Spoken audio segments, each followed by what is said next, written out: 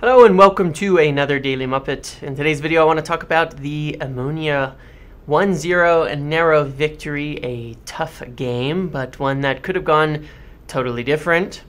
I want to talk about a potential striker name that I've been given and passed along the last few days. That's not Yao Felix. And I want to kind of talk about a little bit of the maybe team dilemma going on right now, as well as preview the Newcastle game and a big week upcoming, how that might play into the decision-making process when it comes to the team and how you make that kind of selection. So let's talk about Omonia. A real interesting game. Obviously, in the end, United had something like 35 shots, an XG in the range of 4.5, but only snuck a goal in 1-0 in the final minutes with Scott McTominay playing essentially a pseudo-striker, getting in the box with a pass from Sancho and getting the goal. So very tight game in that respect. Overall, though, it was a very good performance, a very dominant performance, much different to the game last week against Omonia. It was one of those games where if you didn't get the result, you kind of just have to sit there and say, what the hell? Because things like that happen. The keeper for Omonia deserves a lot of respect. He's a Nigerian-born Manchester United fan whose dream was to play at Old Trafford, who idolizes David De Gea and put on a fantastic performance. You can't help but feel good for him for making a name for himself there, and he's a very, very nice guy to watch in his interviews and things like that. So that was interesting. Overall, Erik ten Hag went with a very strong lineup. You're hoping to see more goals early on and allowing to rotate, get some of the youth in, but it's just not meant to be right now with that. United probably should have scored 3 or 4 goals in the first half. A few chances from Rashford, one off the bar from Casemiro that was actually saved by the goalkeeper. A miss on a header from Fred and some other chances all in the first half.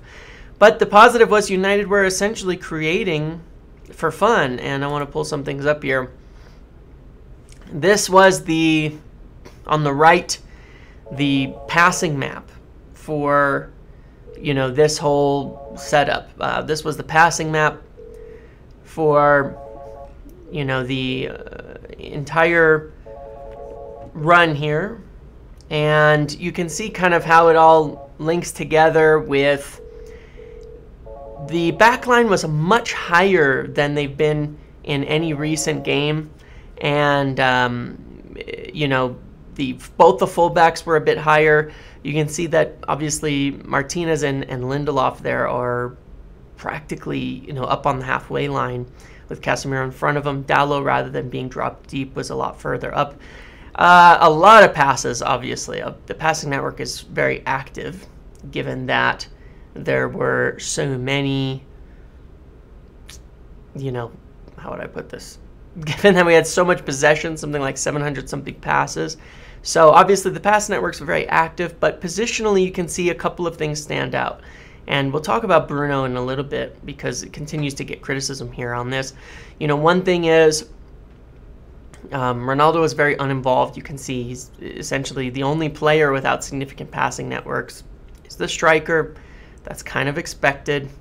Bruno's a little more central. Ronaldo did hold the center better this time.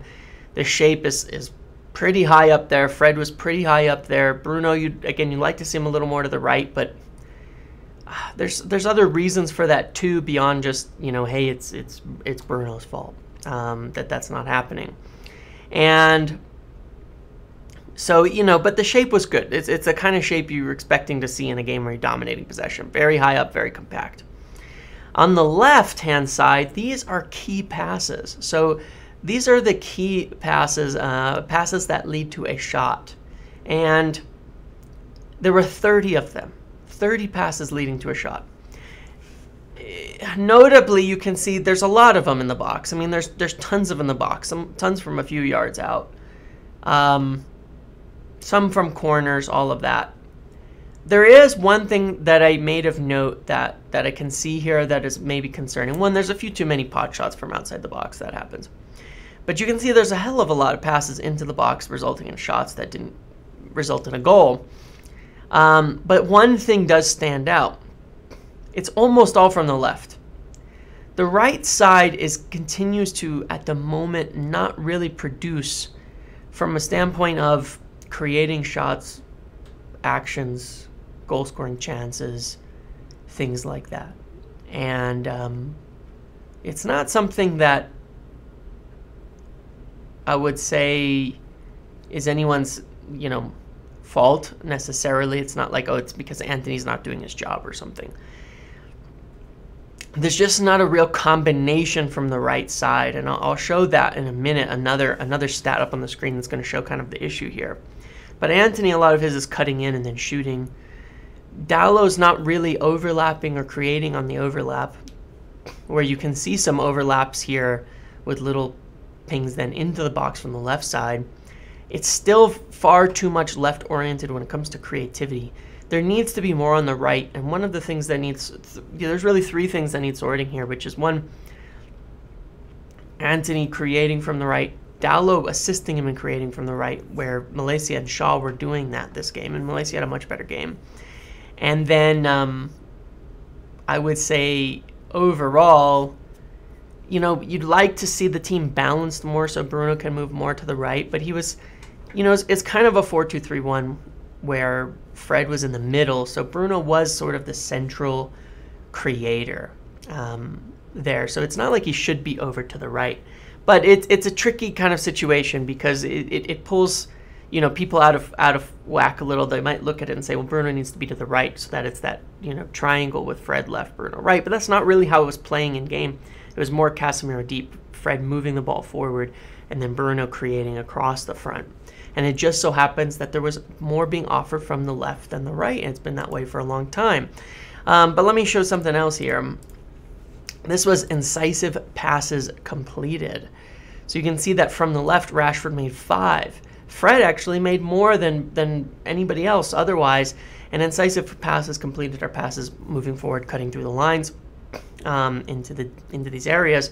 Not necessarily key passes leading to shots, but that's a lot. Again, Fred did a good job moving the ball forward from his position, even if he had a few mistakes defensively. Shaw got on and did that, but notice something. Rashford left-sided, Fred left-sided, Shaw left-sided, Martinez left-sided, Eriksen left-sided, Casemiro centrally. Most all of the incisive passing was coming from the left, where Dallow wasn't doing it, Lindelof wasn't doing it, Antony had 2, wasn't doing it nearly as much as Rashford. So it is a matter of player performance, and that some of the players need to be more creative on the right somehow. I think Dallow could have assisted a lot more, and I still don't know if it's positional, if it's what's being asked of him, but he needs to help Antony out more in creating some overloads and overlaps, underlaps, whatever, and allowing more creativity to occur on that side. And that would be the only complaint I'd have there. Otherwise, in terms of ratings, I think this is pretty fair overall. I'll highlight Bruno and Casemiro as well as Rashford, I think, in a moment. Rashford's, I think, is a bit low as a forward, not getting the goal. Bruno's very high, and there's a lot of criticism for Bruno for the game. But I'm not sure that that's quite fair, and I want to show why here. So starting with Bruno on the right, 102 touches, 87% passing, 7 key passes. Where he was inaccurate, where I think maybe there's some frustration, his crosses 4 out of 14, but that's crossing is not that, it's not that accurate. But he was 6 of 7 of those long balls that people don't like. 6 of 7 were accurate, and he created 2 big chances. The 2 areas I would say that you would criticize Bruno for, where I think people take it and look and say he had a bad game instead of a good game, is, which I don't think is correct, is the crossing being inaccurate and the shots on target. That he skied quite a few chances that looked to be pretty easy, and he does need to do better with those. Those are ones where when he was confident before, he would be scoring them. But overall, 7 key passes and 2 big chances created. There's not much more you can ask for from your main creator. And you could say in one respect, can't you settle down a little bit, let other players create a bit more, keep possession? But come on, we had 80%. In this game, I think Bruno did a good job. He was also extremely tenacious, if you watch the second half, in retrieving the ball, the loose balls that are out there, and keeping United on the front foot.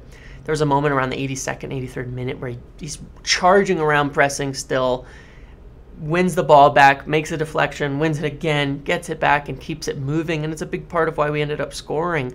And that is what you want from a captain. And at the moment, that's not something we can afford to lose. And so while, I have concerns, let's say, over, some of the games where he does rush it, where he may not fit into the team 100%, it's a different kind of concern that I'll come back to. That I don't know that it's totally about Bruno. I think it's something we have to figure out with the balance of the team. The other player, obviously, next I want to highlight is Marcus Rashford. I thought he was fantastic again. He didn't get a goal. His finishing wasn't quite up to par. But everywhere else, he was out of this world once again. And you can see him really getting back. And people are saying, well, Rashford's only good on the counter. This is another game that proves that is completely talking out of your ass if you're saying that. Against a Park the Bus, he was dribbling players, passing players, interplaying with Malaysia, with Shaw, creating chances, 4 key passes, 5 shots on targets, 3 big chances missed. That's where he needs to improve. 84% passing, 8 out of 13 ground duels won, 3 dribble attempts. So he was doing everything he could except scoring. And he probably should have had an assist, probably should have had a goal, but everything he could except scoring. And that'll come. His finishing's been really good, so it's just one of those games where, he could have easily had another couple of goals, but had a fantastic game, was extremely dangerous, by far our most dangerous player on the pitch. So I like to see that from Rashford, and I like to see him keep going with that. And then the final player I want to highlight once again is Casemiro, because he's a game changer, and I really think he's what has allowed us to play the way that we want to play. 94 touches, 83% passing, 2 key passes, 1 big chance created, 5 of 6 long balls, 1 shot on target. The one off the post was so close. Won 5 of 8 ground duels, 7 of 11 area duels, 4 tackles, 2 interceptions. The only area that, sometimes people worry about with Casemiro is he does get bypassed a little bit, but part of his job is to play extremely aggressively in this kind of system and help us maintain control high up the pitch.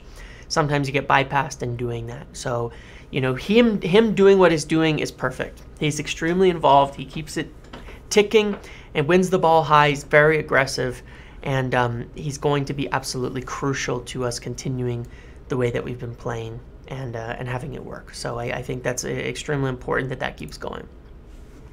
The main thing I want to discuss with regards to Bruno is this Bruno-Eriksen balance. In a way, again, in the first half, Bruno was the main creative outlet.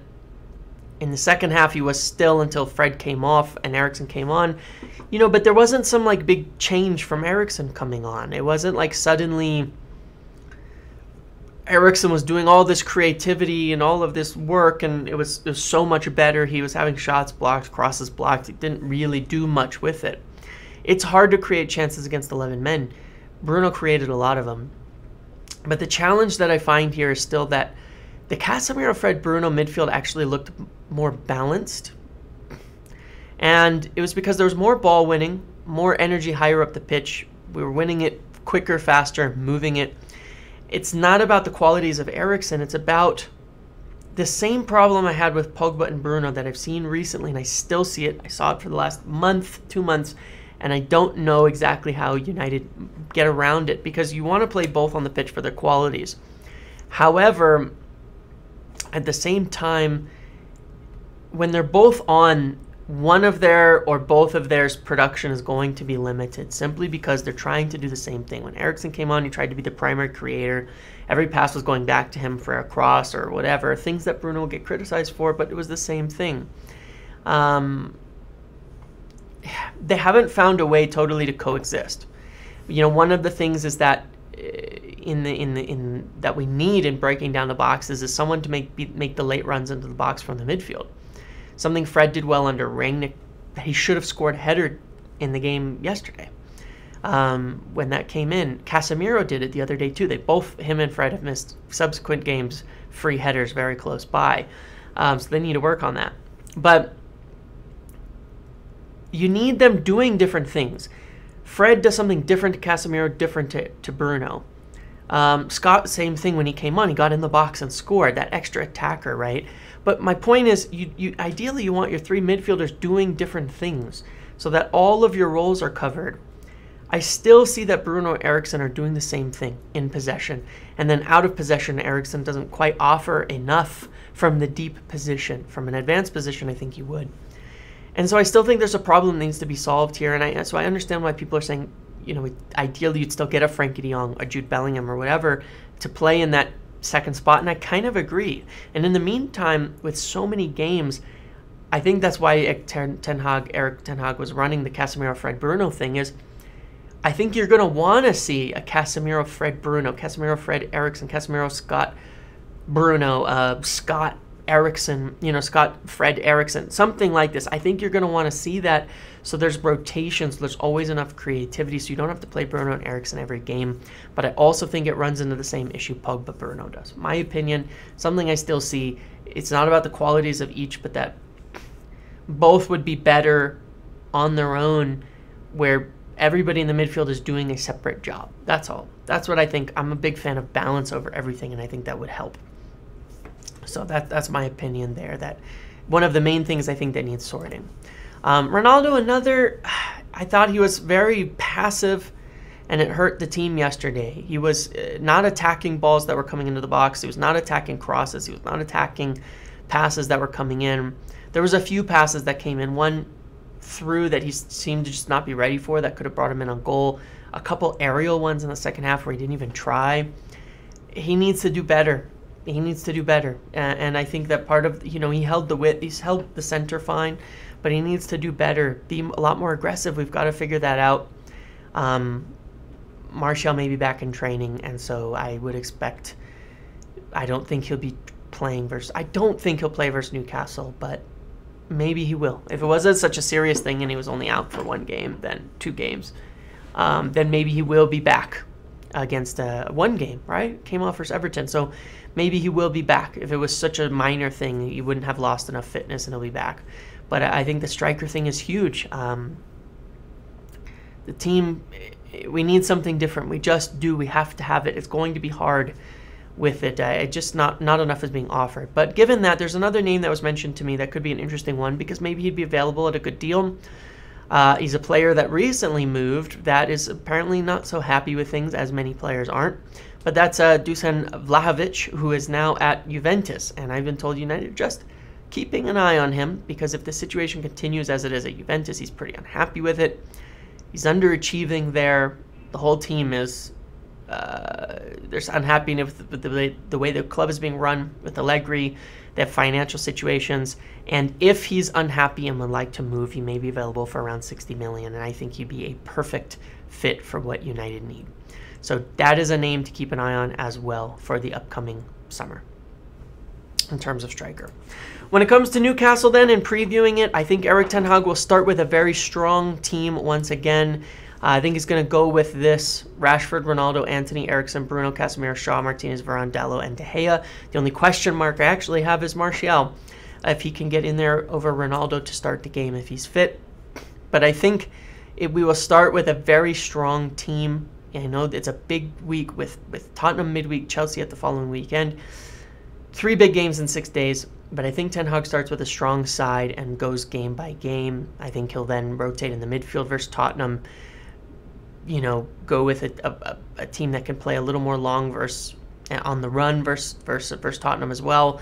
You know, he's been playing Lindelof a lot. Malaysia will play in one of the games, I'm sure. So there's rotation available here with Lindelof, with Malaysia, with Fred and Scott, who I'm sure will get games, one of the games starting next week. But I think he's going to want to start each game as if he can win that game and make the decision about the next game as if that's the next game. And that's just what it is, and not think forward, because you can't with the Premier League. Each game is worth 3 points. So it's better to start each game as if what's your best shot at winning that game. So I think he'll go with a pretty strong lineup, and this is what I would expect it to start. Antony got subbed off. Casemiro got the substitution. Shaw came on as a sub. So, you know, and Varane didn't. So I think that this is where it'll go. I expect to have team news on Saturday, but I think this is where it'll go. And it's still good enough to win. Newcastle pressed pretty hard. That's a press-resistant team. I think that's ideally where we go with. And then I could see a shake-up versus Tottenham with a totally different system. So that's what I'm thinking. Let me know your thoughts about the Omonia game, about Rashford, about Casemiro. Let me know your thoughts on this Bruno Eriksson thing, because I still find it to be a challenge.